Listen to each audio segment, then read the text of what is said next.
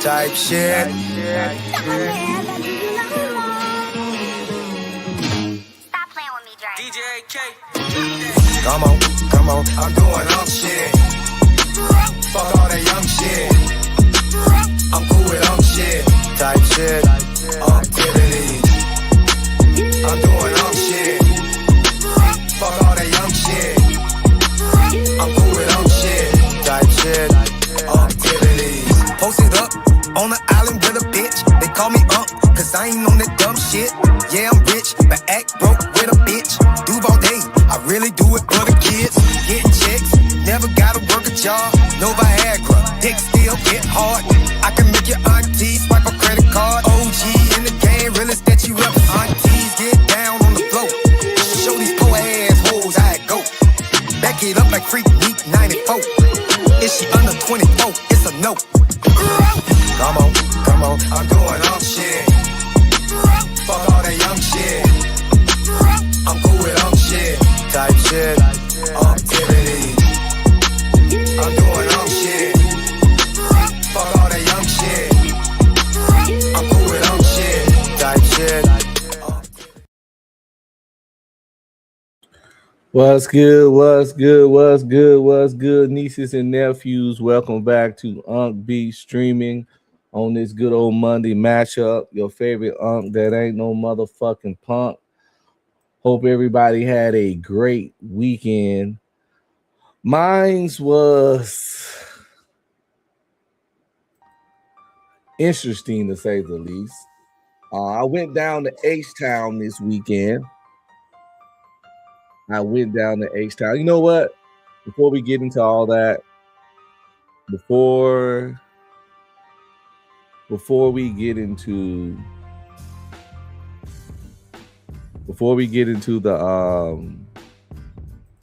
the story, let me go ahead and knock out some admin stuff. Let me know if the music's too loud too. Let me know if the music's too loud, the background music. Sometimes it can be a little too much, but I have it set at 15. Anyway, before we get to some stories from H-Town, when I went down there to This Might Be Risky's boxing event and just the whole Houston experience, because a couple of strange things did happen to me in Houston, especially Saturday night when I made an attempt to go out, right?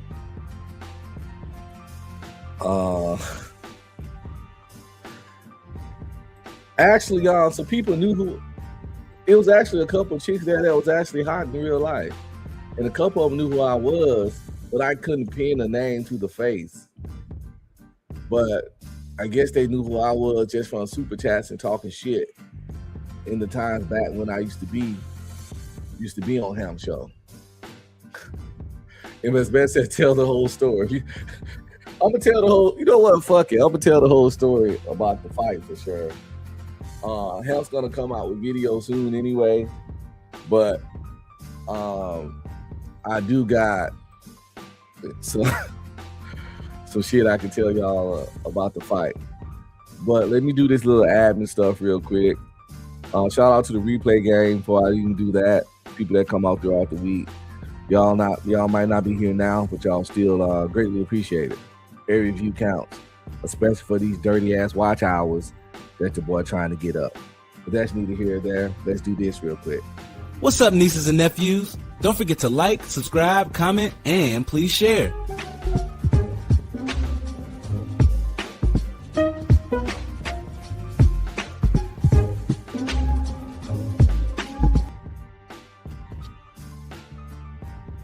Shout out to all my people checking me out on Rumble. Don't forget to like, subscribe, comment, and please share. Show some love, y'all. Please hit my Cash App at UncB Streaming or the Ko-fi link pinned to the top of the chat. Give a nigga a break.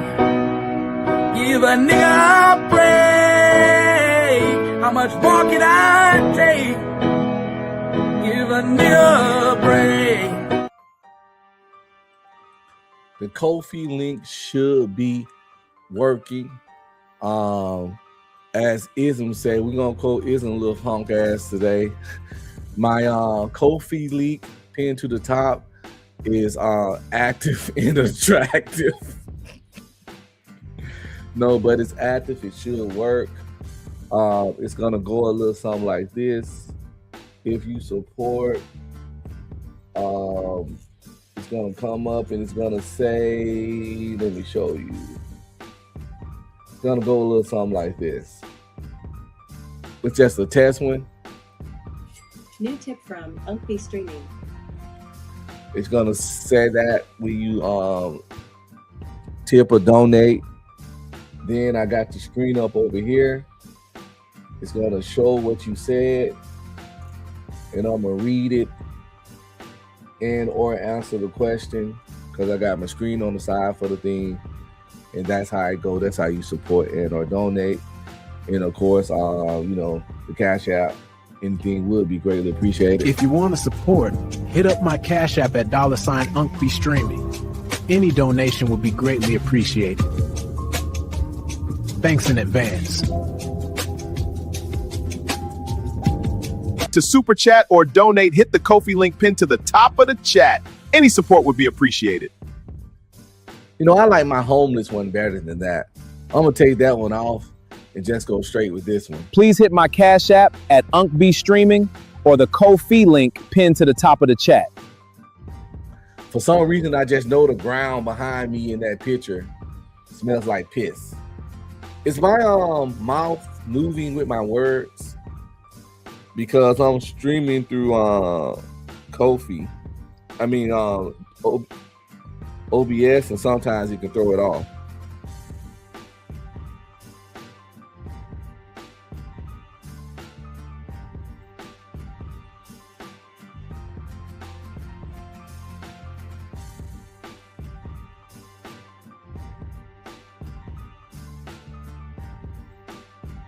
All right, let's get to these H-Town shenanigans.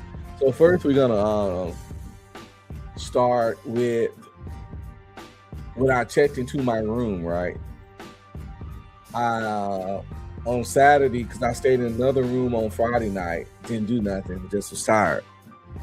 Saturday, I went to the room I was gonna stay with in Houston. Check-in be at 3, which I hate. I hate that about hotels. I check-in be at 3. But they want you to check out at 11, but they charge you for a whole day. I paid for a day, but I was only there for not fucking 24 hours. I think if you check in if you gotta check in at 11, they should at least let you check out at fucking 1. Meet me halfway. The whole checking in at 3 and checking out at 11, it's kind of a motherfucking robbery to me. So anyway, I called them and said, can I check in a little earlier at 1? And they said, yeah. So I get there, we set everything up. It said room 222. I look up there and the lady's up there at cleaning room 222. I'm like, okay, cool. At least I know they cleaning my room. So I go up there, I'm standing by her, and she just said, just give me a couple minutes. I said, it's no problem. So she finished up. She said, okay, I'll mop your floor. So I walk in there, throw my bags on the bed, and I smell like a little smell. I'm like, I don't know, maybe something from the mop or whatever. So I take care of some things, put some lotion on, whatever, get ready, head down to the fight. We're going to get back to the room in a minute, right? We're going to get back to the room in a minute. So I go down. I had to drive like fucking 40 minutes from my room to the city that the fight was in. I get there. It's at a little gym called Battle Gym. It's like a training gym. It's small. It's hot in there because they ain't got like no AC or nothing. So it's just like fans, but it's all cool because I'm from Louisiana and live in Texas. So that's no big deal. That's not a deal breaker. My camera seems strange tilted. So I get to the gym. I immediately see Mr. Fantastic, and I'm not even gonna say pause when I say this. That nigga big than a motherfucker, yo. Like when he said he's 6'5", big black nigga, whatever the fuck he called himself, big ass guy gang, a big ass whatever. That motherfucker big as shit. So I saw Chris J. Fighter was in the house, you know what I'm saying? Fighter Complex. Arnold was up in there. Y'all, if y'all know these people, y'all know these people. House of Hypocrites was there. By the way, I talked to House of Hypocrite. You know what? I ain't gonna spill the beans. I almost spilled the beans. I just realized that. But you know, I caught myself because that's what real niggas do. But he got something really fire coming up for you guys. You know, you saw his Anton Daniels documentary thing was some masterfully done. He got another doc coming up on another very entertaining person, very controversial person. And I just know it's gonna be fire because the way he do the style of he do his shit be pretty fucking dope. Cali Bed was there. Cali Bell got a big old booty, I can tell y'all that. But that's a whole nother story, you know what I'm saying? She was smoking blacks while she was there, which Jesus, I don't even smoke. So a woman that smokes just right. My boy Granville was in the house. I ain't seen him in a while. He said he don't do panels anymore. He always on the Discord. Of course, CJ in the house. He had his lady with him. She was fine as shit, by the way. Like people be talking about CJ red pill raising can't get no. He keep a woman, so we gonna figure that out, right?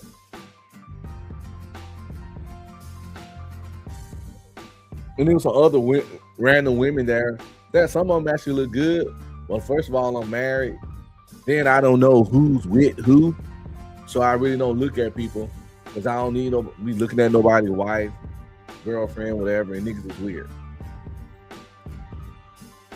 Let's get to the fight. First fight was Be Nice versus Uno, right? Their fight come from beef on Discord. Well, people just randomly talking shit on Discord, right? That's where they fight come from. Like, Be Nice is a shit talker, like a lot of us in the chat. Uno don't like his shit talking. And pretty much Uno hit him with the, you know, you talk like a nigga never got punched in your mouth before. Kind of like a lot of cats do. I got no problem saying I've been punched straight in my mouth before, in my eye too. So I know what it feels like to get hit.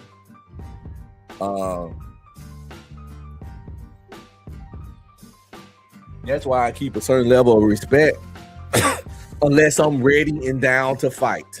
You feel me? If I'm ready to fight and like all fucks not given, we can rumble, right? So anyway, Be Nice is one. He's a younger guy and he likes to talk shit. Be Nice is 5'9", 5'10", 150. The guy he fought was 5'10", 215. You heard it. 150 versus 215. We all know they had weight classes for a reason. So I knew Be Nice was going to get bullied all around that ring. And he did. And I had footage of that fight. I took some outstanding footage with my meta glasses, but I'm not going to show it until Hamp do his thuggism with, you know, all the footage. But I'm pretty sure y'all heard the outcomes of most of these fights already. And I'm here to confirm from these here eyes right here that Uno beat the stuffing out of fucking Be Nice. The stuffing. And let me shout out to Be Nice now. He ain't no punk. He came out swinging. He got some good licks because Uno eye, the white part of his eye in this corner, this whole half of the white part of his eye was red as these fucking red as my unbeat streaming, the thing around my name. So he definitely Be Nice stuck him. Be Nice got some licks. Be Nice came off swinging. The problem with that Be Nice had was that you can clearly tell he never been punched good in the face before. Because when he get hit, he didn't just freeze up, but once he got too many hits, he started doing this. He went to the natural reflex, or turning away from the hit. But we know you can't do that in boxing. At one point, he was spinning so much, he spun in a full circle. Now, Candy, I haven't done Fantastic Fight. I'm doing them in order of the fights as they went. And Be Nice was the first one. Well, the first one was like a white guy and a Hispanic guy. But I think they were just some amateur boxers from Hemp Camp. And I didn't know who they was. But that fight got really bloody too. Like, oh boy, Cass was leaking on Saturday. Right? So, Be Nice did make it to 3 rounds. But Udo completely dominated the 3 rounds. Be Nice got some good hits. Be Nice blooded his eye. Be Nice was tired, but he stood in there and he stood firm like a motherfucking man. He was exhausted. He was banged up. He never stopped banging. He kept his hands up. And even though he did clearly lose, he wasn't no bitch. So salute to fucking Be Nice for real.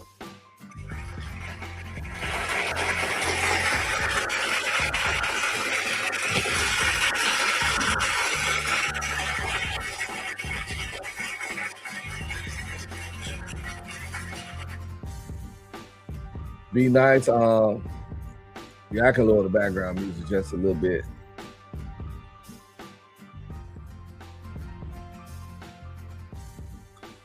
Yeah, Be Nice. One never scared. So up next after that, they did 2K and Fat Boy, right? I think that's the order. Close enough. 2K and Fat Boy. Listen, as soon as I saw 2K, bald head, big old beard, I thought 2K was a little fat dude. He said I was a year ago, but he said he almost had got diabetes and he lost 100 pounds. See, 2K be sitting there with those hoodies on and his camera be low. 2K ain't fat at all. 2K is shaped like a motherfucker. See, that's why you can't underestimate. Not only did I thought 2K was a little fat dude, I thought he was shorter than what he is. I'm 5'7", 2K about 5'10". But he don't look like that on camera. And the nigga wasn't fat at all.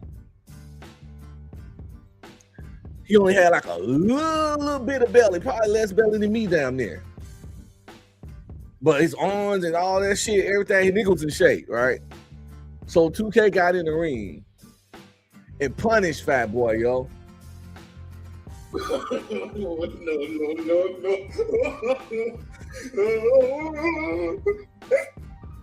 2K was bobbing and weaving and dodging and footwork with the jab and the hook. I mean, the nigga clearly was training.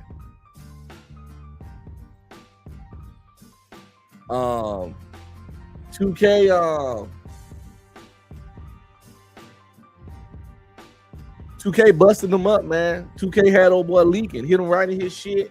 He was all leaking. Matter of fact, Fat Boy did 1 round and tapped out. So 2K pummeled him so bad that he quit after the first round.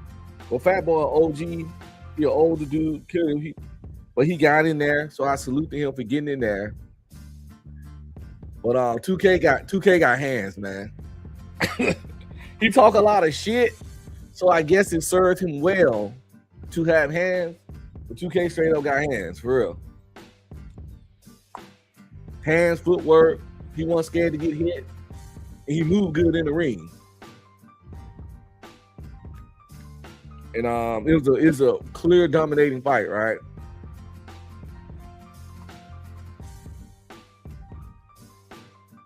So after that, we had Fighter Complex and CJ.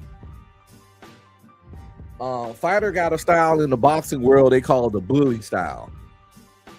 Fighter doesn't take a step back. It's similar to Mike Tyson. Fighter is always pressing. He coming towards you the whole time, right?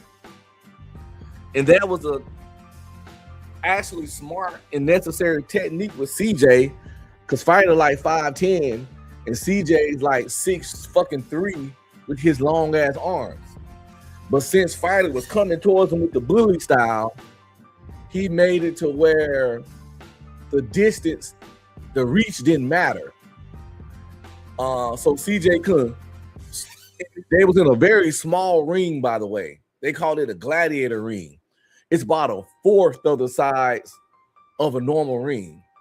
So it's not a whole lot of backing up and running. So even if CJ can kind of move back and make his reach count, he could do it, but it wasn't the normal maneuverability for that, right?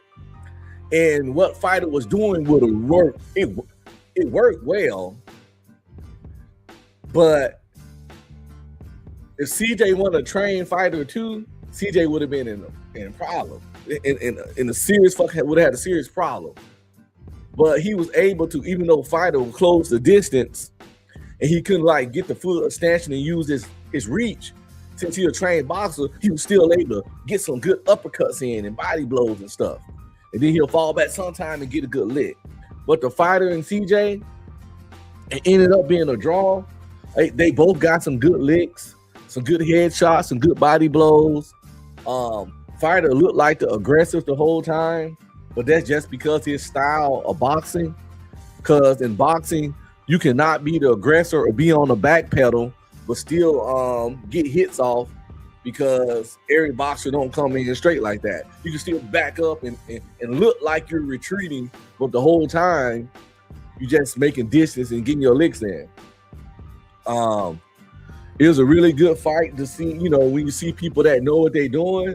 Fighter complex, ain't all talk. The boy actually can box. And he know what he doing, and he took his craft serious. The same thing with CJ. Salute to both of them. They got in there and really put some respect on the art form. It was a good fight.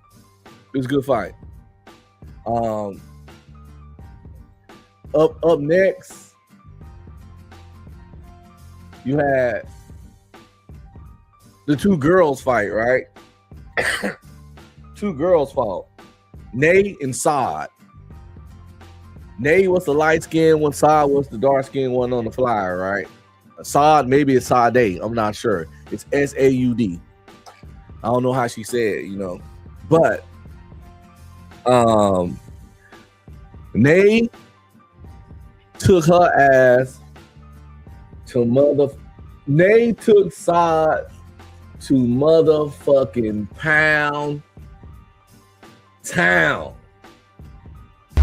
I'm trying to take it a pound town. I'm trying to lay that pussy down on the ground. Nay took her to Pound Town.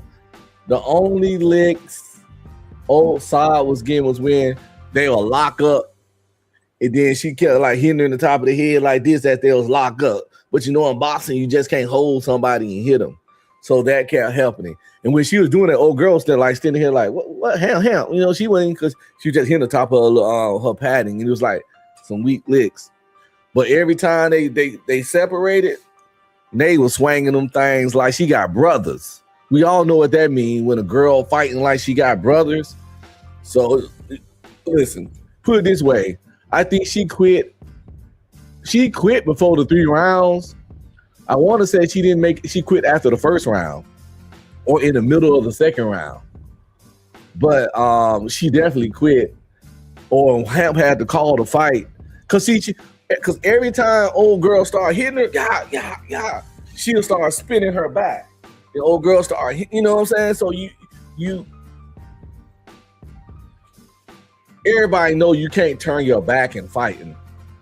But I get it. When them licks coming in, your instinct kick in, and all you want to do is not get hit in the face no more. So you turn your back. But that's insane. Now I can punch you all in the back of your fucking head, and you can't even defend yourself. But when that pressure on you, that's just what happened. And so that fight got ended, clear fucking domination. That's how Nate put it down, just thumping, left, right, just catching. Like it was insane. Like Old girl had no bob, no weave. She had no bob, no weave. No plan, no strategy. What the hell?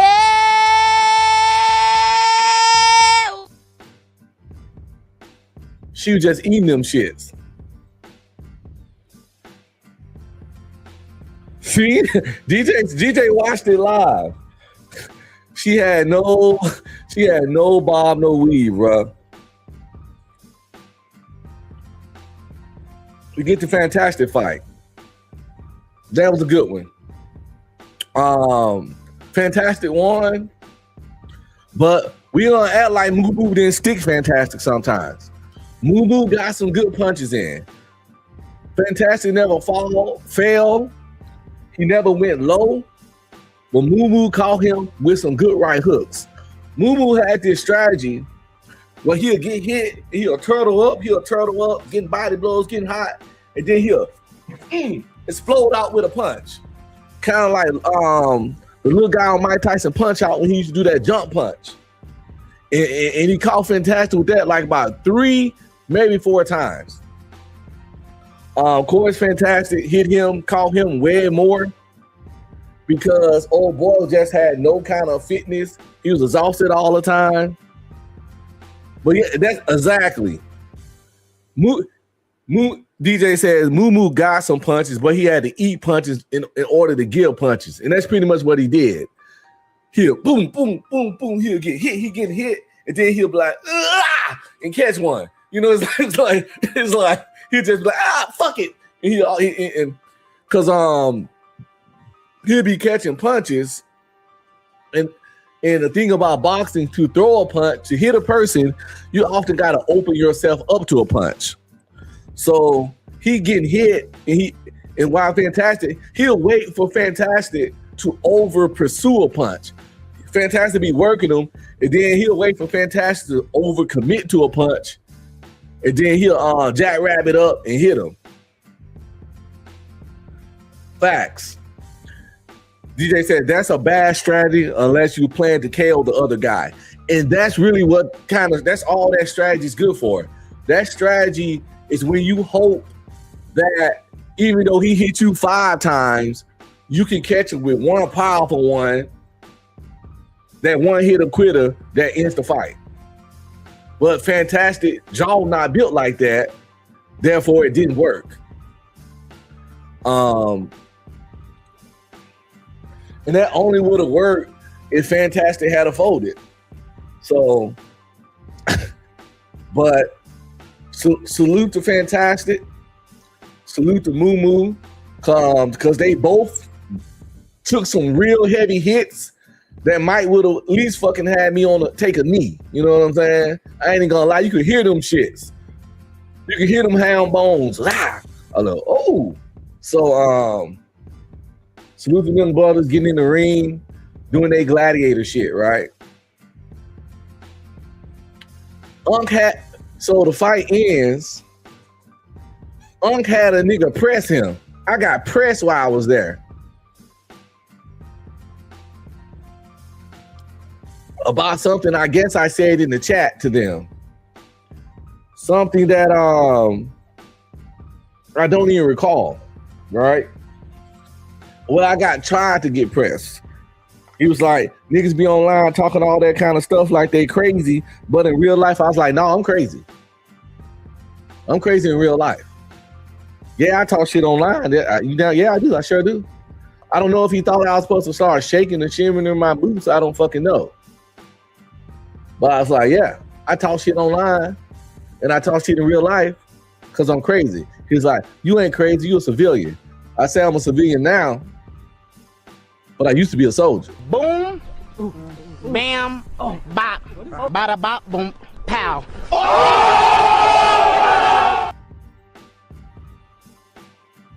And I don't know what nigga want. It was a very poor attempt at pressing. Because we all older gentlemen. You can tell when someone hasn't pressed a person in years and don't know how to press. That's a fact, DJ. If you ain't pressed by it, then he ain't pressed you. It was more of a press attempt because I literally felt no anxiety, no fear, no stress. My heart rate didn't even go up. No.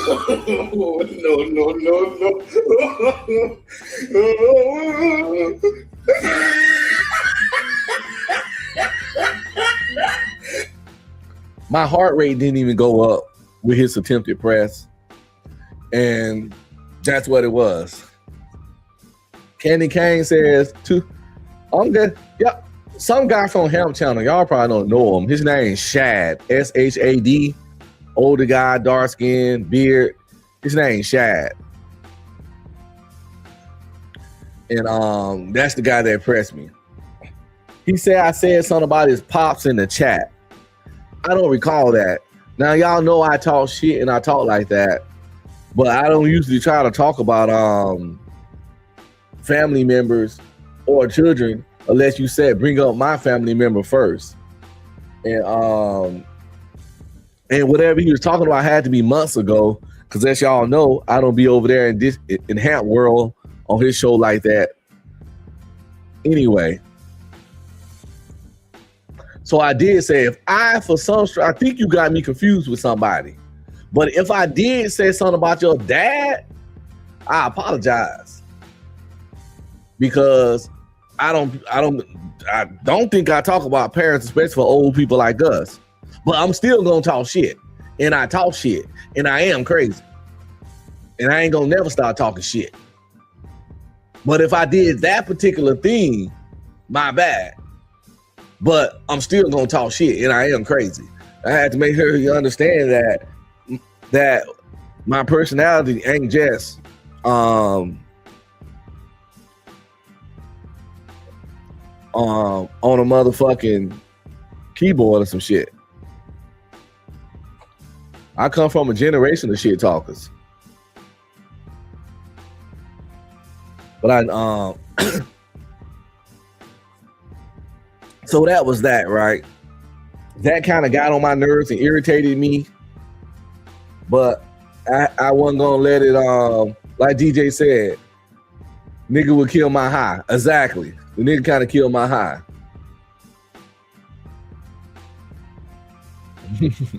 DJ says, I don't mind giving an apology, but you're not gonna extract it from me. Laugh out, weird as fuck. And it's the thing. He came to me at the end of the event. Like he was holding that shit the whole time. Like, he like, I got to step to this nigga before he leave. Well, I hope he feel better now. I hope he got that off his chest. And I hope he can, like, you know what I'm saying, reconcile with himself and you know, do great things henceforth, right? So I drives back. I think I was chopping it up with DJ Witch Doctor on the phone.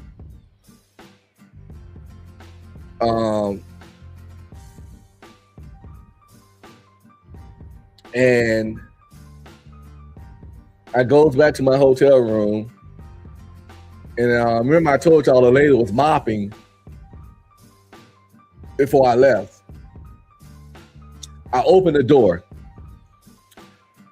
Room smell like motherfucking booty. Room smell like butt cheeks.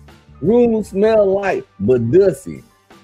You know, it was the most pungent, dirty, funky, wet mop smell. Like, I think this woman mopped the whole top and bottom floor with the same mop in the same mop water. I walked in that shit and almost fucking gagged. Come on now, dog. Come on, man. And I paid over $100 for this room. But I'm like, I can't sleep in this shit. So I go downstairs and try to tell the dude. He an Indian dude, maybe late 20s, early 30s. He looked like his parents owned the place, and he had no problem solving skills like a lot of people in his mid-20s age range group.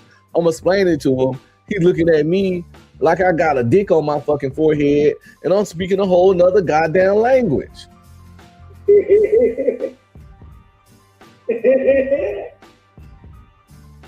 I'm like, bro, what the fuck? So we trying to blah, blah, blah. And he like, I can give you the key to the room next door and you can check it out for that smell. In my head, I'm like, nigga, she probably mopped that room with the same dirty mop. It's next door to me. So I take the little key and I fucking, go take it out anyway. Walk in there, that room smelled like motherfucking Badussy. I'm like, oh man, come on. So I go down there, tell him that room, he looking at me like, what you want me to do?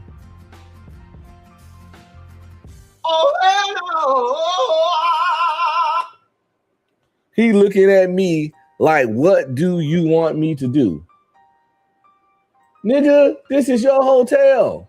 What I want you to do is go call your fucking staff and get them to get some motherfucking Fabuloso or some Pine Sol and remop my whole fucking room. Do you know, you ever seen somebody mopping the floor and the mop water on the floor look dirty and they just smearing dirt around? She had to see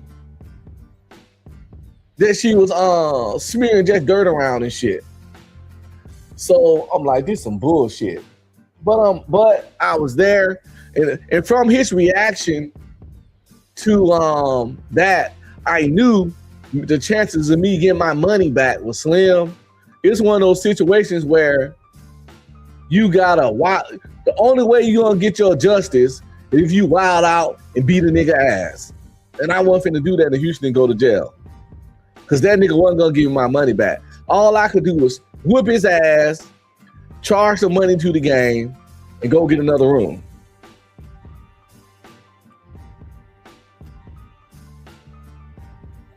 So I went to Five and Below. I bought some Lavender Fabuloso, some 99.9% germ killing lavender Lysol.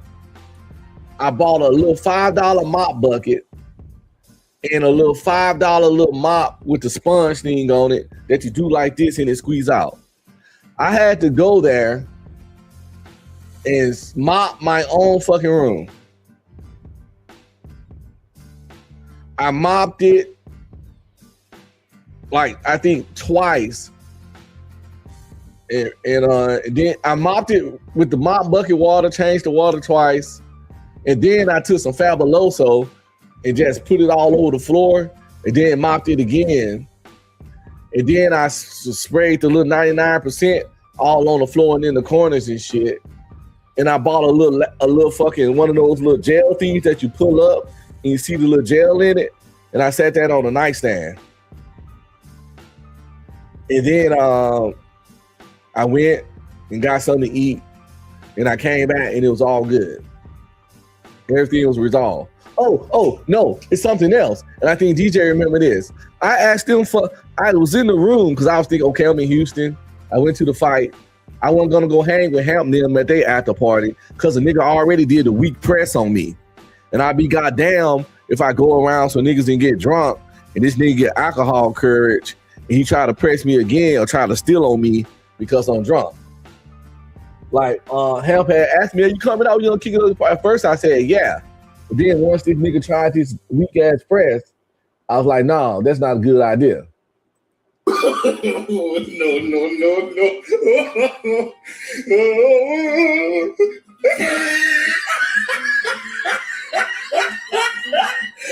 But I'm in Houston. I'm in H-Town, baby, where Beyonce and Meg Thee Stallion from. So, H-Town got some fine ass women. And I'm married, not blind or gay. So I love looking. So I was like, I'm probably gonna go out tonight and do some hoe watching. That's what I call it. Some people go bird watching. I call it hoe watching.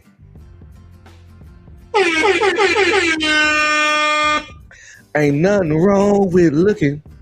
As long as you ain't touching, you ain't did nothing wrong. Listen, ain't nothing wrong with looking as long as you ain't touching, fellas. Unless you got a crazy woman that's extremely insecure. So look at your own, do what you can afford, right? So I, of course, wanted to get clean. So I look around.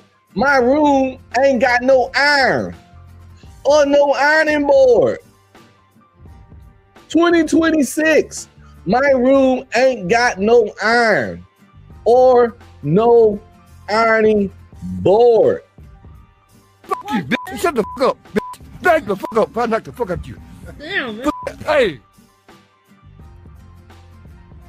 So I go down to the man, just thinking maybe they took the one out that room for some reason and whatever. So I'd be like, my room. I go down there like, yo, my room. Remember, I paid over $100 for this room. It was at the Red Roof Inn. I like, my room doesn't have an ironing board or an iron. He's looking at me like I asked him, my room don't have a trifecta flux capacitor and a Google Tropper. That's how he looked at me. Like I said, some crazy. My room don't have a flash capacitor or a Google Tropper discombobulator. That's the kind of look he looked at me like. Ironing board. I even did this 2 iron width. He was like, and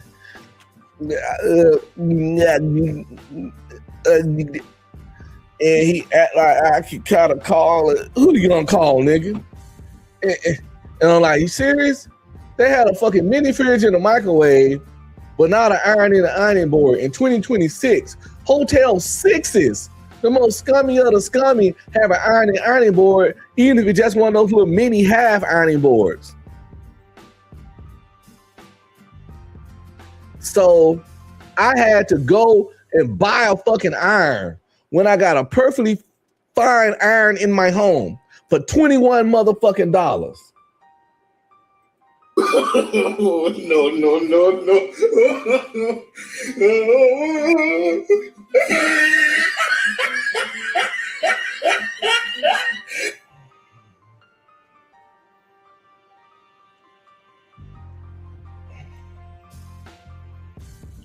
I had to fucking.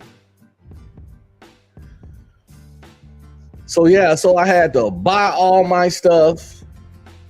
I had to buy all that stuff and mop my own room twice. And I had to fucking buy my own iron. Oh, listen, I don't do Yelp reviews, right? I don't do Yelp reviews. But before this day is over, I'm going on their Yelp. And I'm giving them niggas the business. I have come here to chew bubblegum and kick ass. And I'm all out of bubblegum.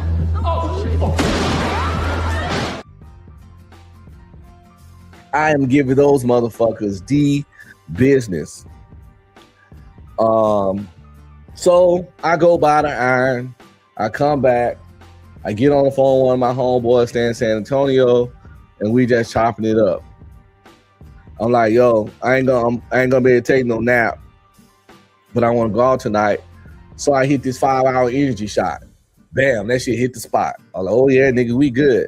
So the thing is though, I was staying in Jersey City, Houston. You know, Houston one of them big ass cities where my son staying in Jersey City. He out there with his wife, and I was gonna go see him Sunday before I head out. We was gonna have lunch, and every time I put a club in and stuff, it was like 20-some miles, 40-some minutes away and all that shit. I'm like, I'm not trying to drive using GPS in this unfamiliar city. I had no problem doing that in Dallas area because that's where I'm from.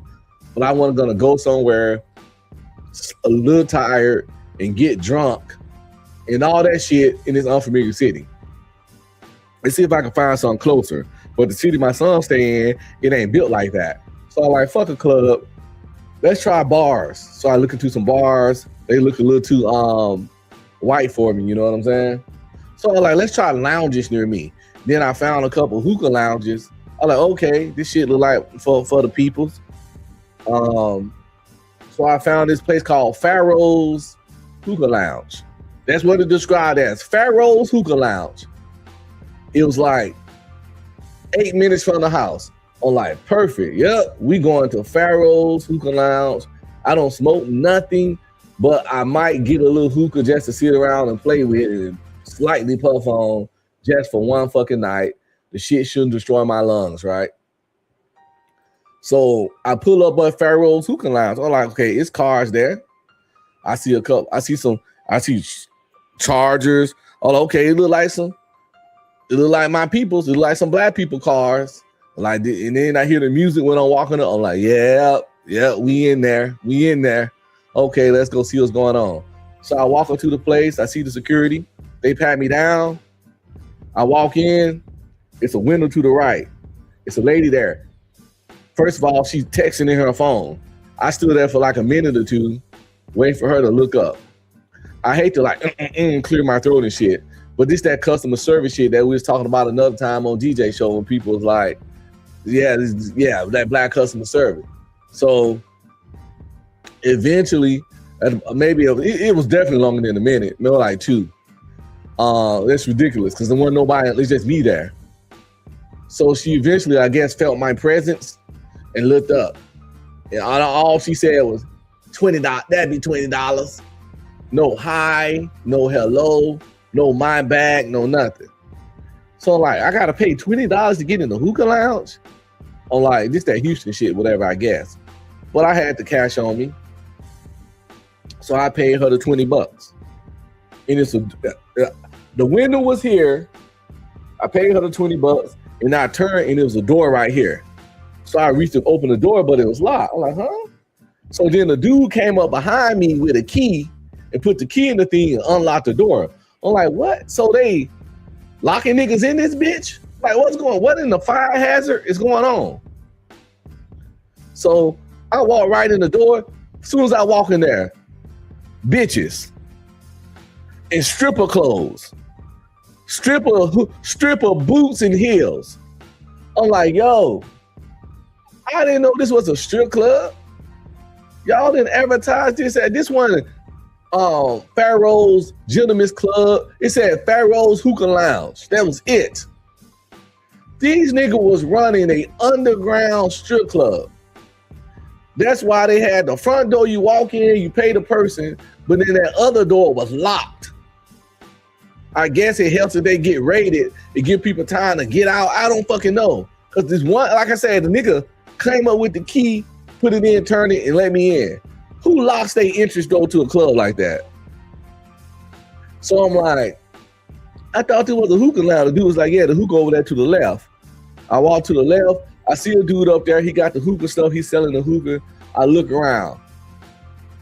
Stripper. Some dudes into, it's a couple groups in there. But I'm like, what the fuck's going on in this place? And don't get me wrong. I'm going to say this.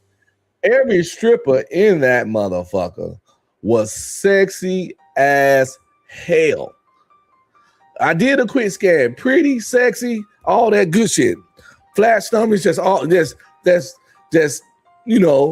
peaking they prime mid-20s women wasting their fucking youth being hoes. But it's good for that business, right? I wouldn't recommend it, but they had the look, if you get what I'm saying. But don't partake in strip clubs anymore. In my youth, I did. But I don't like fake love. I don't like fake love. I don't like fake attention.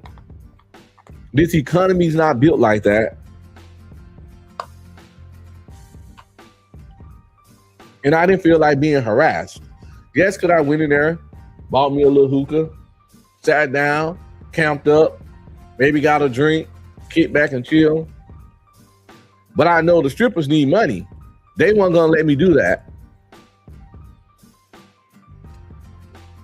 They weren't gonna. And once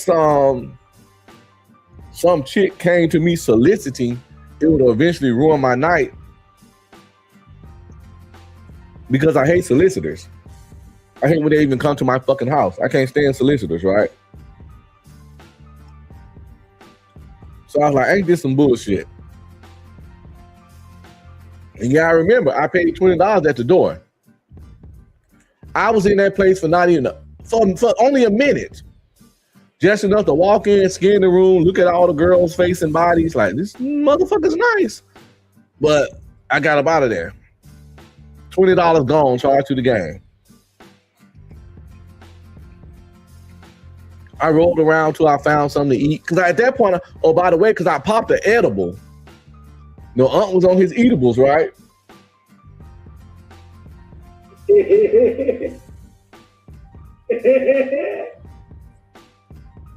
I popped the edible before I went up there. So I was like, let me just go find me something to eat. So I drove around, found a Whataburger, got some food, went back to the room, and I just chilled. It was a bust. It was a fucking bust, you know. I still like Houston. Usually have a good time there. I just didn't plan this trip out personally better. I wasn't familiar with the area enough to know my son stays far from everything. Usually when I go to Houston, I find out what clubs and stuff I'm gonna go to, and then get a hotel really close in that area, or I just stay in the Galleria area where, you know, a whole bunch of restaurants and nice stuff is at.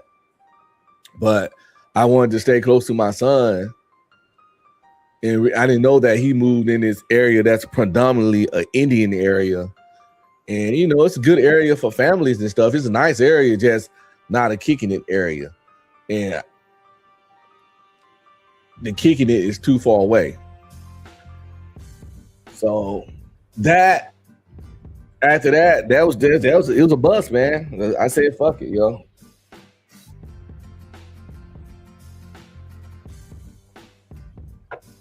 That was Unc's old Houston experience. Trash. Anyway, damn, I rambled for a smooth fucking hour, yo.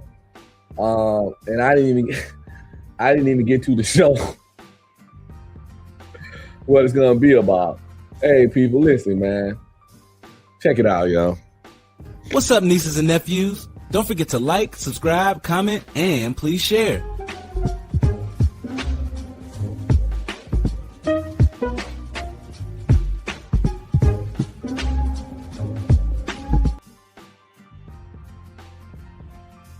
Please hit my Cash App at UncB Streaming or the Ko-fi link pinned to the top of the chat. Give a nigga a break. Give a nigga a break. How much more can I take? Give a nigga a break.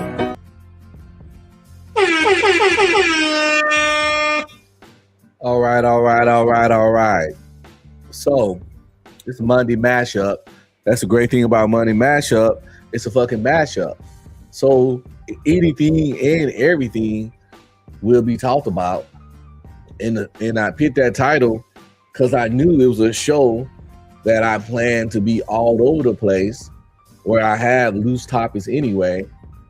But I spend a lot of time just talking about whatever's on my mind and whatever intrigues me at the time, which is the beauty of the good old Monday mashup. But we do have a couple of things planned for you guys, you lovely people, ladies and gents. We're gonna talk about the most painful plants. I didn't know that was a thing, right? That plants can get painful. It's a particular plant. It's in Australia. I want to say it's called the Gibby plant. Don't hold me to that name. It sounds real weird. The Gibby plant. We're going to do some IG insanity where, you know, we look at Instagram videos, we joke, we talk shit, we roast, because, you know, these people out here wilding out and crashing out, and there's always something fun and interesting on IG to check out. And then I got a little something called the Wheel of Topics, right? I went to Chat GPT and I used Codex to try to write a code for me and create this wheel. They could never get it quite right for me, right?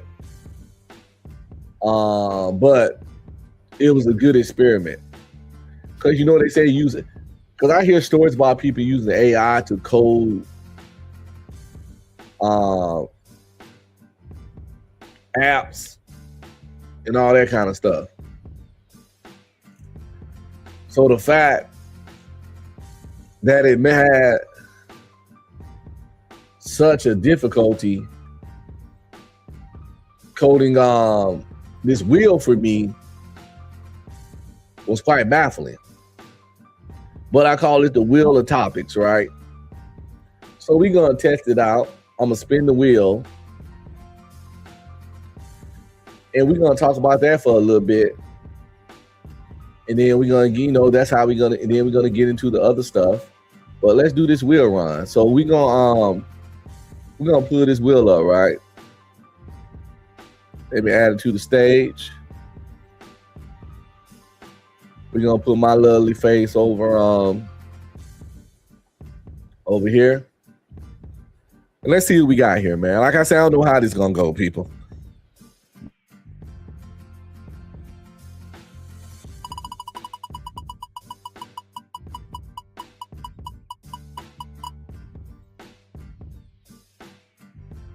As you see, the words are sitting all weird, and they not how I originally designed it. But I use this as like a lot of times when you live stream, you're doing podcasts, you get a lull in the conversation, you hit the wheel, bam. Let's see what they can give me to talk about. Ask ChatGPT to create me an image of a wheel with conversation starting topics on it. I haven't even read the topics to see what they are. This one says, what's your favorite movie or TV show? Right up my fucking alley, right? Everybody know I love film and movies.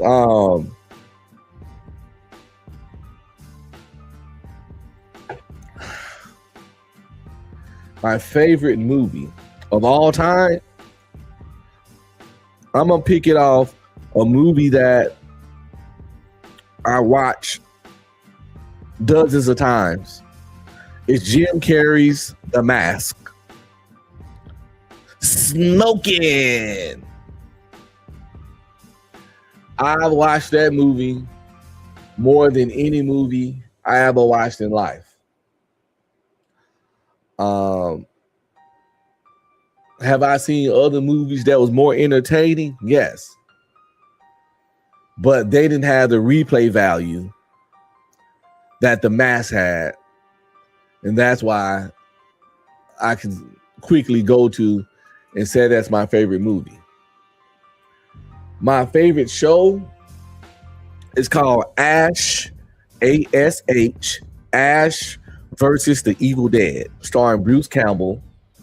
It was the same character from Evil Dead 1, 2, in the Army of Darkness, where he played Ash Williams. The chainsaw hand, dude. Groovy, baby. Shotgun. It's my boomstick. Yeah, the show that had 3 seasons called Ash versus the Evil Dead. I'm pretty sure you can find it on Hulu and Prime and all that stuff. It was on Netflix for a while. But I literally watched all 3 seasons of that show at least 5 times. It's not as much as I watched The Mask, but it's, each season got multiple episodes. So The Mask just a 2-hour movie. Mask. So yes, it ain't many times I watched shows over. Like my favorite anime is Hunter x Hunter. And that's a long ass anime, but I watched it at least 2 or 3 times. So that's pretty much how the wheel of topics work. And let me know in the chat, what's y'all favorite movie or TV show or movie and TV show? DJ says that show too cheesy for me. No.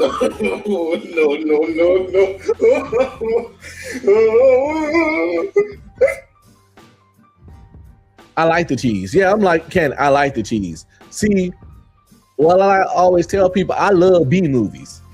I like summer blockbusters and stuff, but I like the cheese. You know what I'm saying? I'm not lactose intolerant to a nice solid B movie. Like I seen all the Sharknadoes. I watched Piranha-conda. It's part piranha. It's part anaconda. No, it's a Piranha-conda. And that's literally a line from the show. And the nigga looked right in the camera when he said it. It's part piranha. It's part anaconda.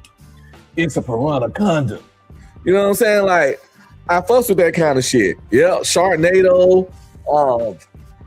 They got another one called Sharktopus. It was part octopus. It was part shark.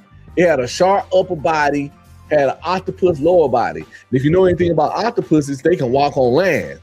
So the Sharktopus at one point saw walking on land, and you know what I'm saying, with his little octopus shit and grabbing people and throwing it in their shark mouth, gobbling their ass. Yeah, on the beach. And Sharktopus. You can't make this shit up. A lot of those movies are made by the same company, Asylum Productions. I love their work. It's fun. And it don't take itself too serious. Like a little tease in my life, man.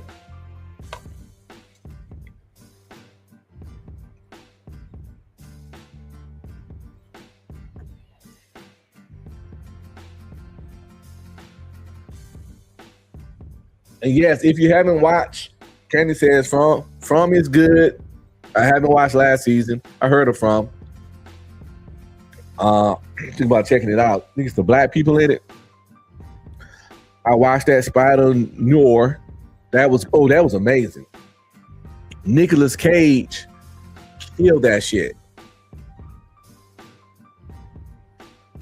I watched the first episode of Fallout and I loved it. But I never got back to the show. But I be falling behind.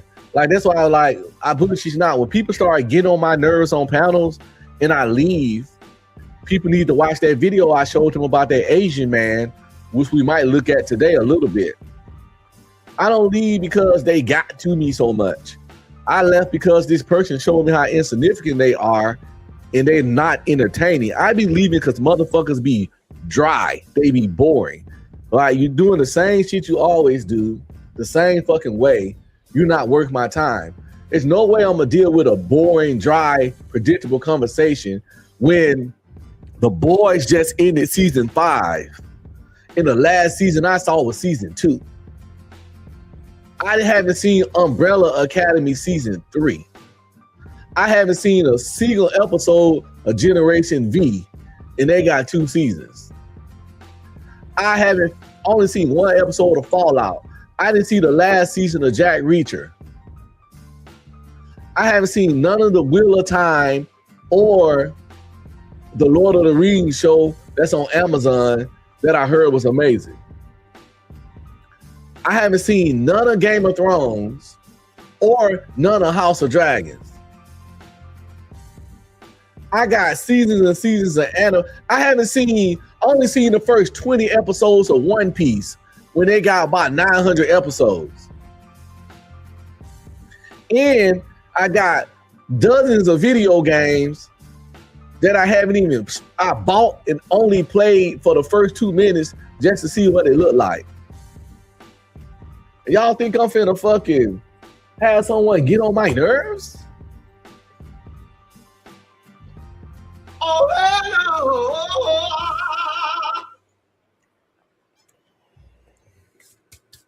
Yeah, but Spider-Man, with Nick Cage. Hey, Candy, which did you watch it in black and white or in color? I was doing back and forth. Some episodes I watched in color, some episodes I watched in black and white.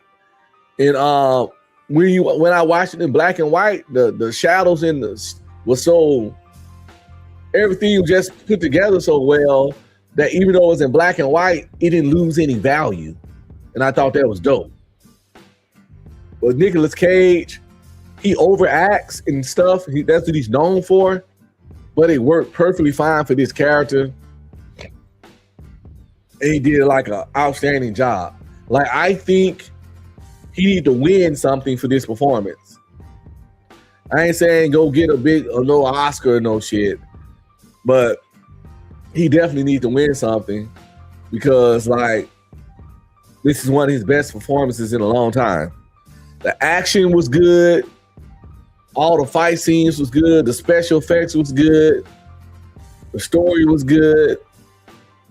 The costume looked cool as fuck.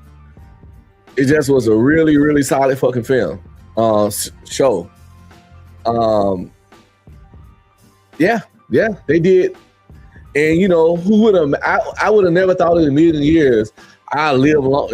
There would be a world where I would see Nicolas Cage play a live action version of Spider-Man. That shit was not on the cards. You know what I'm saying? But the shit fucking happened. So salute to that. And that's what the Wheel of Topics is for. I hit the Wheel of Topics. It said favorite movies and shows. And just like that, we got a whole little conversation that was interesting for me. And I hope it was interesting for you all and made y'all think about some shit that y'all watch or love. And you know, got some time out and then mix things up. So periodically through my shows, I'm gonna hit the wheel and see what they can give me next. And we can talk about it. But right now though, let's get to this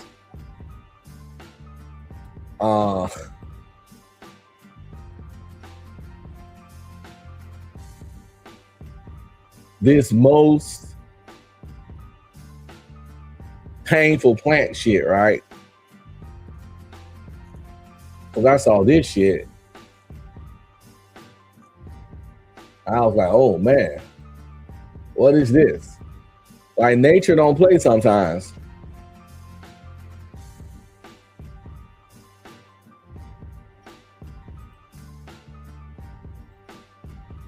So it's on a channel called Brave Wilderness. They got 221.8 million subscribers. Wow, that's what I'm talking about. Salute to that guy. Let's see what he has to go through to earn and maintain these subscribers, and see if it's some shit that, you know, is worth it all. It says stung by the gimpy. I guess that's how you say it. I googled it. It's in Australia, so maybe I'm saying it wrong. World's most painful plant sting. I didn't even know plants could sting you. But we all about to learn some shit today.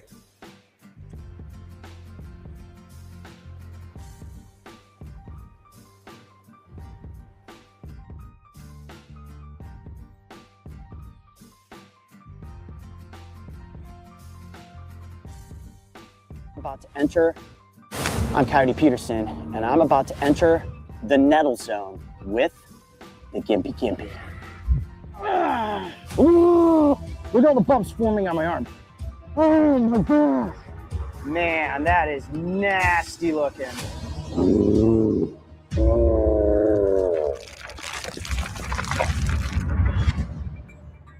The Cape York Peninsula is considered one of Australia's final frontiers. It's a wilderness paradise, and while we love filming its unique species, today we're actually looking for its most notorious plant.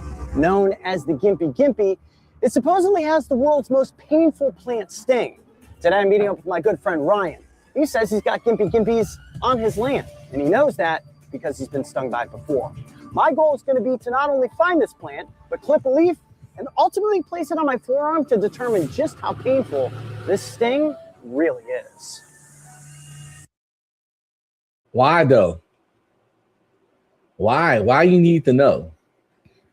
Why you want to do that to yourself? You heard about it. You heard about how painful this shit is, but you just got to know for your motherfucking self. I'm gonna say it. That sounds about white. That sounds about white. Oh, no.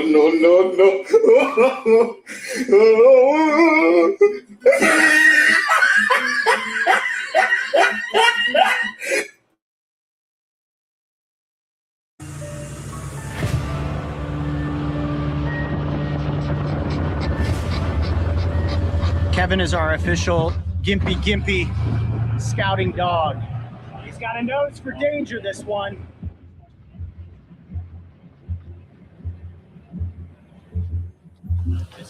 That's it. Oh, way back there. Kevin, what do you think about gimpy leaves? Is this something that a dog would ever want to mess with? Not so much? Now, Ryan, you've been stung by the gimpy before. Tell us a little bit about your experience. Oh, indeed. I just had it brush my fingers as I was swinging a machete, and pain stayed with me for about 3 months. Wow. Yeah. So I may be in for some serious pain today, given what the gimpy is going to do to me. Now, what I want to do is extract the right size leaf. You can see some of these leaves are massive. I mean, bigger than a human head. So I could see how if you had an accident out there clearing bush trails, or if you slipped and fell into one of these plants, it's going to be endgame for you. But for me, I'm looking to get a leaf that's just the right size to fit on my forearm. It seems like I'll have no trouble picking the leaf of my choice. So I got a couple things I'm going to use. I'm going to be wearing sunglasses and wearing protective gloves. I also have with me a couple of plastic bags, and we'll be in good shape. Are you going to follow in with me just a short ways, or are you going to film from here? I'm going to film from here. Okay. Probably smart, right? I'm wearing shorts as well. Yeah, okay. I'm actually going to put bandana over my face too, just so that nothing breathes into my nose. The bandana, the glasses, the hat, the gloves, hopefully this will protect me. I don't want to get nettled before the right timing.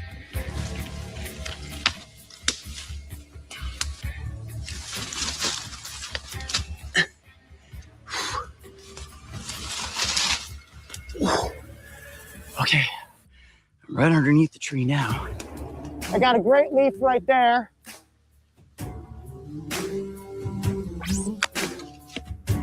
There it is. That's the gimpy. Why you out there fucking with something that you need protective gear just to fucking even get? Why? Emotional damage. Motherfuckers just really curious. I don't know. Maybe I think, why y'all think black people not that curious and test nature like that overall? I think we get enough danger in the hood, and just growing up black in urban areas has its own kind of jungle and dangers and things to navigate, to where we don't have to go seek interesting ways to get fucked up. We don't have to go seek danger. We don't have to live on the edge, because often, depending on how you grew up and where you grew up, life already had its own edges. And I think this kind of curiosity comes from having a very safe existence and upbringing, and you need to go do wild, weird shit to get stimulated.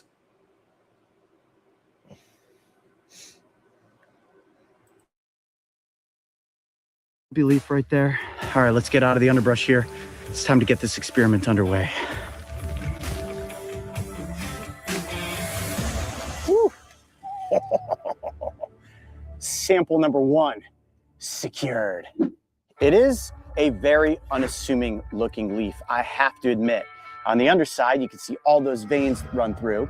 And what you can't see with the naked eye are these very small nettles, much smaller than the nettles of the giant stinging tree leaf. You got those jagged edges around the outer rim, and if you hold it up like this, it's almost heart-shaped. But there's no love that comes from this leaf, only pain.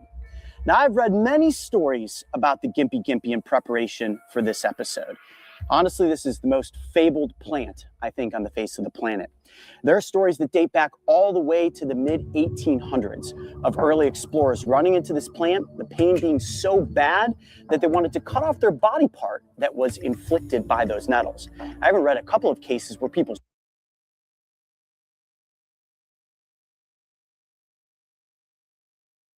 Goddamn. Pain so bad that they want to cut off their body parts.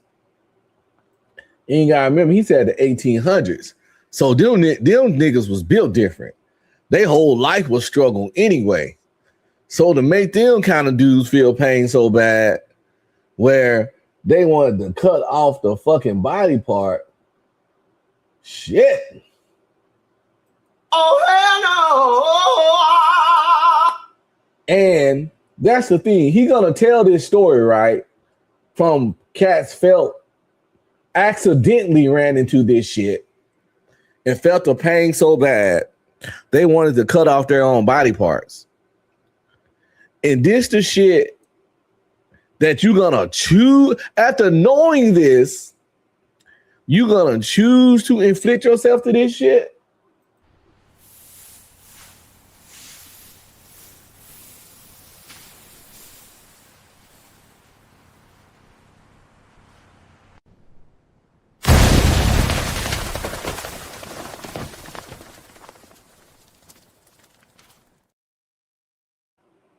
Oh my God.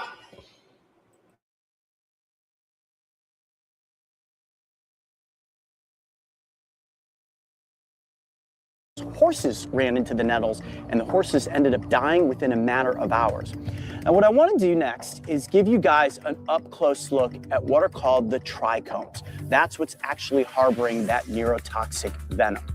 When you really break it down, those trichomes are little hypodermic needles, almost like snake fangs.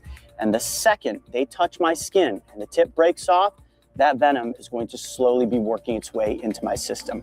Now, for context and for safety, we do have a full first aid kit with us. We also have an epinephrine pen. There have been multiple cases of people being nettled by this plant who have gone into cardiac arrest. So we want to be extra careful. I don't think it's going to be that bad for me, but you never know. Certainly in Australia, this is biological landmine number 101. And there is an Indigenous people's remedy for how to remove those nettles if you find yourself in a worst case scenario. I'm going to show you how to do that. But first, we actually have to get the nettles into my skin. Oh, I can feel myself really wanting to drag this one out. I'm told this is going to be one of the most painful experiences I have ever been through. Bullet ant, execution wasp, giant hornet, hand in a box full of angry yellow jackets. If this surpasses the yellow jackets, it's about to be the worst. Oh, this guy a freak. He like pain. Yeah, he like putting himself through shit. I ain't falling for it. You ain't doing this just for nature, nigga. Yeah. Okay, now I'm picking up what this freaky ass little boy putting down. He like putting himself through shit.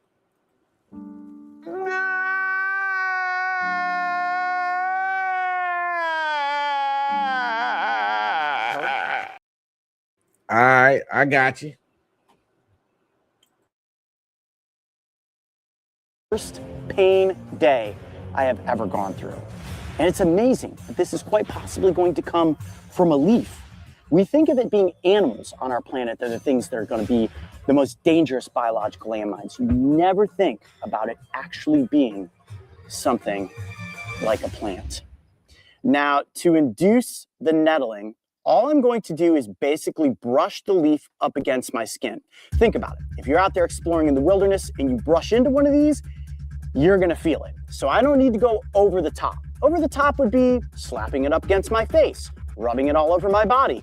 But I can tell you this much, if this is gonna put me in pain for several hours, if not possibly weeks, I think I'm just going to take a test drive with the Gimpy Gimpy. From what everybody tells me, it's gonna be one wild ride. I'm gonna move this off the table, take off this glove.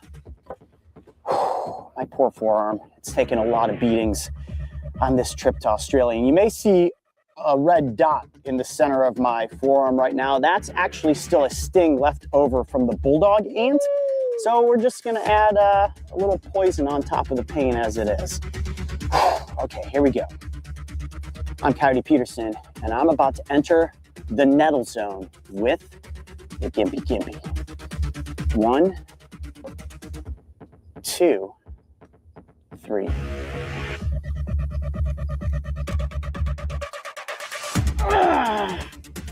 Okay, jeez, oh God, that's very bad, very quick. Oh my God, very bad, very quick. Ooh. Oh, wow. Okay, so, oh, yeah. Holy mackerel. So what I did, oh, geez, yeah, wow. Ain't no fucking way. And as Beth says, what's the worst pain by nature you ever had to deal with? I love nature. I love being out in nature. But nature, I'm not allergic to poison ivy, thank God. Nature hasn't done much to me outside of bee or wasp sting. I never got bit by any snakes or anything like that. Never got attacked by any wild animals or nothing. So yeah, it's the bee and the wasp sting has been the most pain nature has given me. I've been pretty lucky and blessed with dealing with nature, and that's probably why I love it so much. And I have no problem going hiking and stuff on a trail that does have poisonous snakes. They got porcupines out there. They got bees. They warn you of all that. But yeah, those things are on the nature trail that I hike on about 3 times a week. But I'm still observant, and I still respect nature for the power that it has, but I don't fear the uncomfortable with it. But since I respect nature and understand there are things in nature that can not only hurt me but take me out, I'm always, hyper vigilant, and I don't just skip through nature like this, like a goofball, because nothing bad or seriously hasn't. I have a healthy respect for nature, but I haven't had extreme harm or pain from it. But just because I haven't, don't mean I don't understand that it's capable of pain or even things worse, Okay, it's very, very bad. I rolled the leaf like this because at first I was like, oh, I'm really not feeling anything. It takes those trichomes just the slightest opportunity of digging into your skin. This is like taking the volume in your car stereo and cranking it to 100. It only goes to 10. Right now, it's on its way to 100. Holy cow. Yep, this is worse than the giant singing tree, that's for sure. Now, I'm not going to put this on par by any means with a hand in a box of Yellow Jackets. Not yet. We're not there yet, but I can definitely feel that it is building. Holy cow. All right, you can see where the redness is starting to set in there. I was trying to sit here. I really want to get up. I really want to get up and move around. The sweat's getting in my eyes now. I gotta get these gloves on. Okay, let me get some composure here. Holy cow. Holy cow. So on fire and being electrocuted at the same point is exactly what this feels like. I've only been electrocuted once. That's when I accidentally got my finger in between those 2 prongs in an electrical socket. And boy, does that send a jolt up your body. But if I'm going to compare this to an insect sting, I would say that we are definitely on bullet ant level at this point, and it is continuing to build. Now, when you think about it building and getting worse, I'm about 1.5 minutes in. And if it's only going to get worse in the next 20 to 30 minutes, I'm really a little bit nervous as to where that's going to possibly go. And I might have overdone it. Maybe I should have just touched it to my arm and not rolled it. Oh man, this is a bad idea. Oh my. Look at all the bumps forming on my arm. Can you see that with that camera? All through there. Look at that. Bump, bump, bump, bump, bump, bump, bump. I'm just gonna go ahead and count this because those are the trichomes that penetrated the surface. I'm seeing 1, 2, 3, 4, 5, 6, 7, 8, 9, 10, 11, 12, 13, 14, 15, 16, 17, 18, 19, 20, 21, 22, 23, 24, 25, 26, 27, 28, 29, 30, 31, 32, probably close to 50. Hot seat right here, ladies and gentlemen. Jesus, it's really getting bad. Yeah. Oh my gosh. Holy cow. Can you see that on your camera, Mark? That boy done gave his arm plant herpes.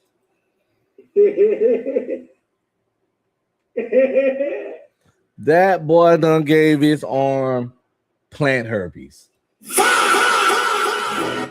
Just like that.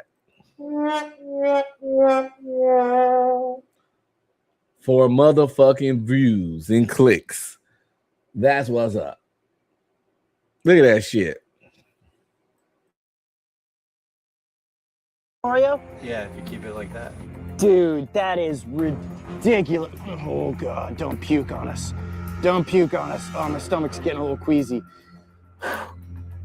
I can understand, just from a few minutes in with the pain, why some people have called this the suicide plant.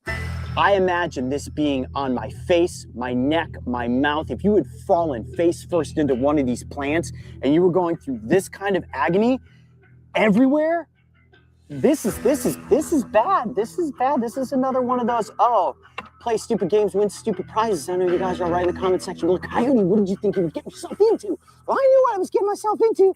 Had to determine exactly how bad it was going to be. Without question, this is way worse than the giant stinging tree leaf. Chimneys, wow. Holy heat zone, man. This is like serious searing fire right now. Holy cow, no, there's something's going on here. I can actually feel, it feels like it's crawling into my skin.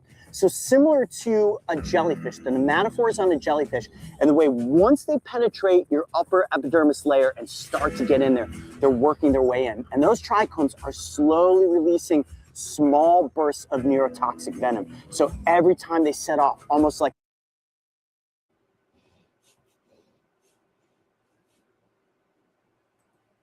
no.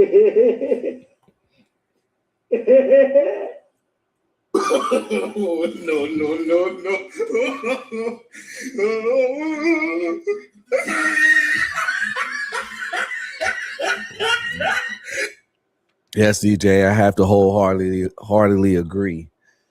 This dude a fucking idiot. And from the stories he keep telling about this is what he do. This is his content. This is what he done talked about.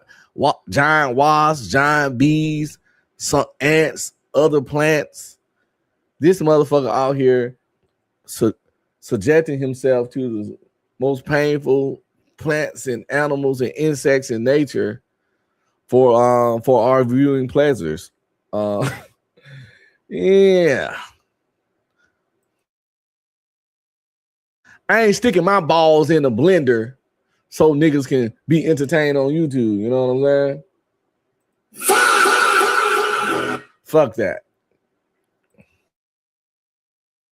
landmine. I'm feeling that jolt of burning electricity going up and down my forearm. Got that shot yet? That's a good angle right there. Yeah, I bet it is. Hold steady. Start pouring down rain. It's gonna rain? Yeah. We're trying to get this scene all roped in before the storm comes in. Now, it's important to note that we're gonna have to gauge out the pacing of this over the course of the next 20 to 30 minutes. So we've got rain coming in. The next piece is the next piece of the scene may be up under an overhang. This nigga can't even talk. He just had a micro stroke just then. Oh my God! Y'all see that shit? This motherfucker in so much pain.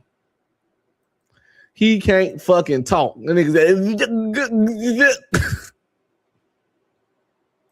Oh hell no! this is fucking nuts. All roped in before the storm comes in. Now, it's important to note that we're gonna have to gauge out the pacing of this over the course of the next 20 to 30 minutes. So we've got rain coming in. The next piece is the next piece of the scene may be up under an overhang. But the good news is we've got the trichomes in, the venom's taking effect. And I'm gonna try to use the local remedy for removing some of those nettles, but I'm gonna let it set in so I can feel the full effect of the venom before we do that. I'm getting up, I gotta move, holy crap. Gotta let it set in so I can feel the full effect of the motherfucking venom, face ass nigga. You goofy ass little boy. Ah! Woo!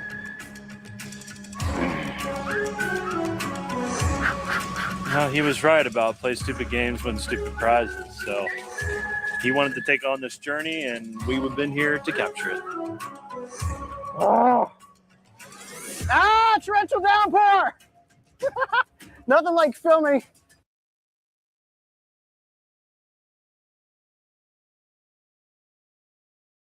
Damn. Looks like YouTube didn't like me playing that guy. My bad. I didn't know it was that serious.